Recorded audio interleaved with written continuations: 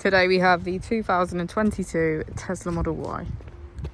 This vehicle has done just over 22,000 miles. It has an automatic transmission and a fully electric motor. On our user interface, we're met with an overview of the vehicle.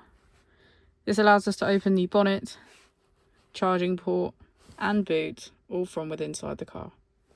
If we click on our Tesla icon in the bottom right, we can access our controls, dynamics, charging, autopilot, schedule, safety, service and software. Within safety we have advanced features such as a pin to drive and a glove box pin. If we go back into software and click on additional vehicle information, we can get a deeper analysis of the vehicle spec. The Model Y comes with a 360 degrees camera, and with that you can access your dash cam. If we press here, we can access our climate control with heated seats on either side, our heated screen and heated steering wheel. As we go into the back of the vehicle, we can see that it has a full leather black interior and get a good view of our panoramic roof.